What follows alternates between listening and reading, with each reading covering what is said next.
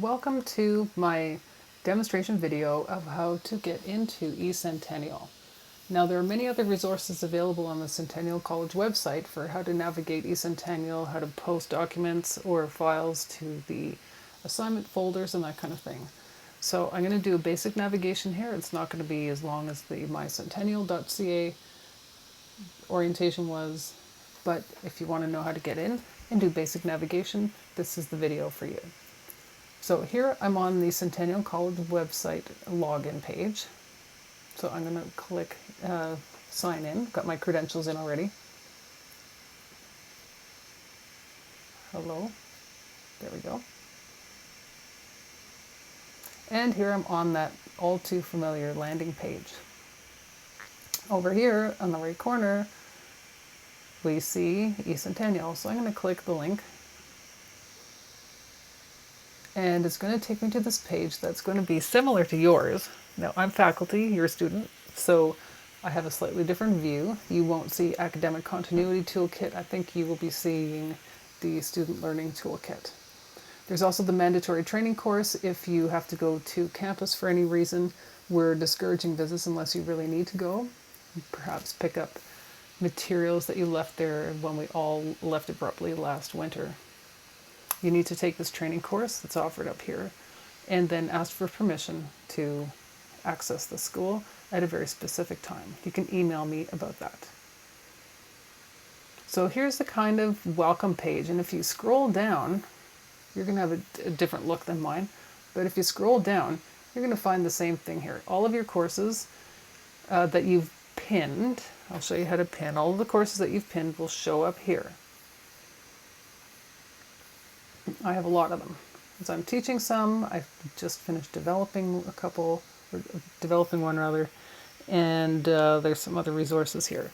So by pinning a particular course, you can have it sort of pinned to the top of your list of courses. There's another way to find your courses as well. Once they're pinned, it's easier to find them.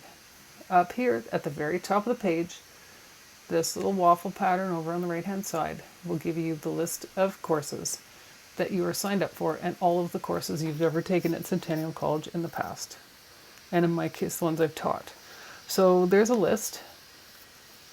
The ones that are highlighted in blue at the top, I have already pinned.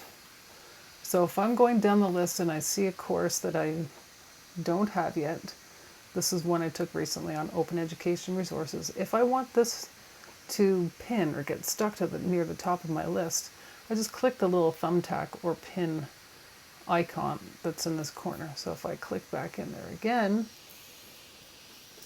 I have to scroll down a bit to find it because I have quite a few that are already pinned. And it's in here somewhere. That was a 20M.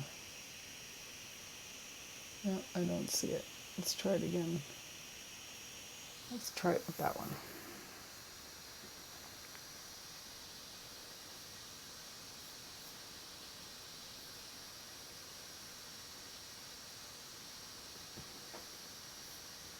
All right, I don't know why it's making a liar out of me, but I'm going to pin that one again.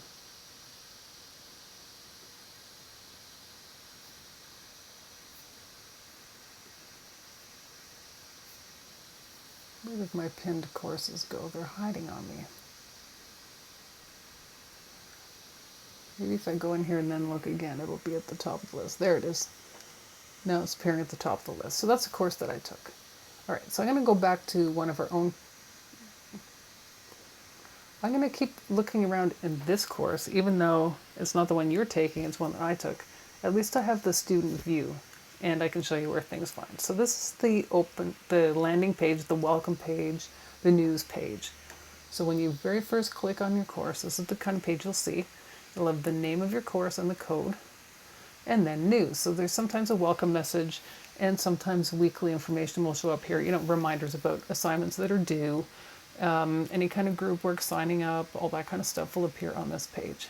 If you want to find the actual content of your page, you have to click in another area. But let's take a look at this page first. So if you need help with eCentennial, on the right hand side there's chat, there's eHelp, there's phone help. You can call 24/7. There are also resources you can find under here like library and learning, English hints and tips, and this might be extremely helpful for some of you. I highly encourage you to sign yourselves up for LinkedIn Learning. Get in there and start taking courses if they're free while you are studying and a current student at Centennial College. Otherwise, it's a subscription course that you have to pay for handsomely on a month-by-month basis. LinkedIn Learning used to be called lynda.com. There's another link here that will take you to Office 365, which will access, what's that list again? Email, Word, PowerPoint, Teams, and all the other Microsoft apps that we have access to at the school. Then down in this area here will be the instructor information. Now this was my teacher. My name will be there on your courses, and the other instructors' names will be there appropriately on their own courses. Then I use the course calendar that's built into this eCentennial. So in my particular classes, you'll see what projects are due in this area here, and you can click on calendar to launch the full-on calendar. There are no due dates embedded in here yet, but if there were, you would see them flagged here, all color-coded depending on the course, providing your instructor uses the internal calendars. So I'm going to click onto content. In fact, I'm going to go back to the, let me do it that way, go back to the news page there. This is where we were starting from.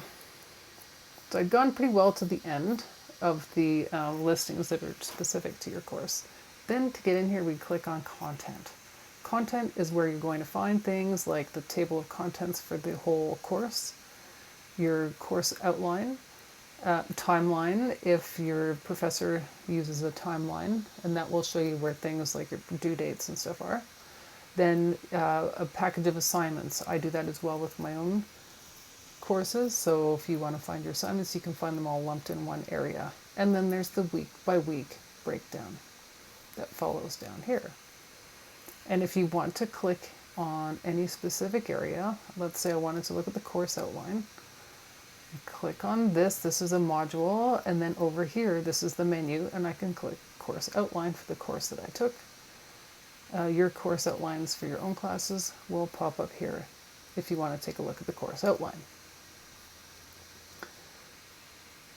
So you can step backwards, that little breadcrumb at the top there, little trail of breadcrumbs. I'm going to go across this menu here. So we're looking at the content page right now. We can look at grades. So in here, this is the grade book. And as a student, you will see in here all of the assignments that you've uploaded parts for and what your grades are per assignment after they've been assessed.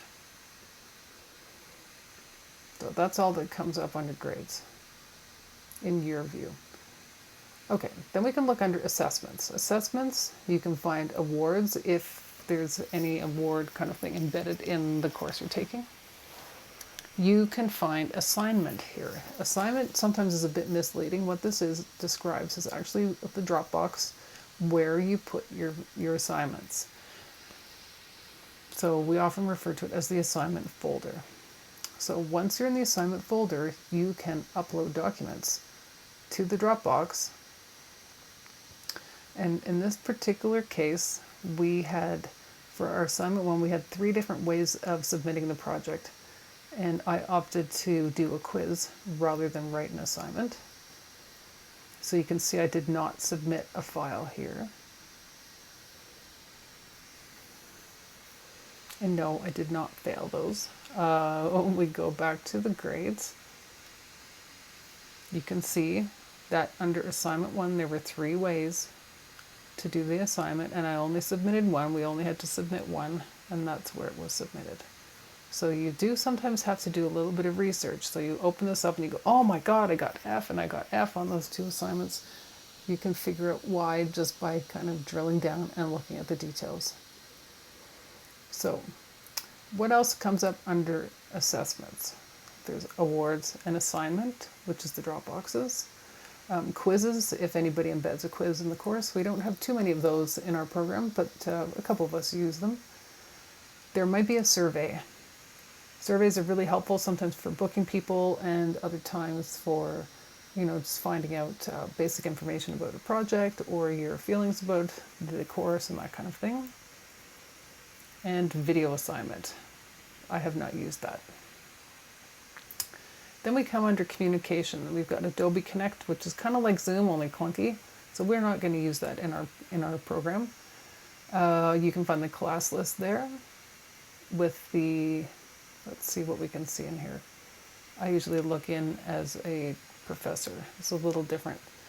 So we look in here and we can find people's status, their role, and their email address, their college email address. What else is hiding under communications? We've got chat. I don't use that too much. Discussions. Discussion boards can be helpful sometimes for doing critiques, so you can post or even responding to questions and answers. So in the course that I took, we used the discussion boards quite a bit. So you create a thread and then people respond to whatever the assignment is that's on the discussion board. So here's the post that I did. And you can see that some people responded to my post and you can respond back to those people. So it's kind of a way of, I actually prefer Padlet, but this is embedded in the program and this is a little course rather. And sometimes it's a good alternative to the more visual Padlet. Some professors might put you into groups using the group tool here. And then there's virtual classroom that we probably won't be using.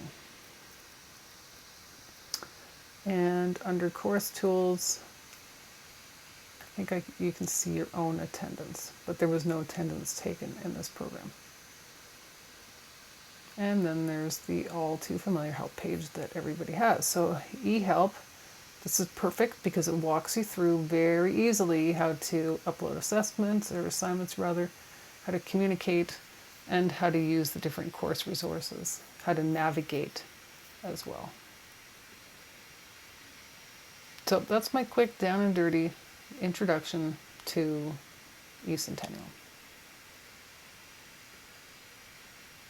I hope that helped. I'm going to unpin this now because that course is over. I don't want it appearing at the top of my list. There we go.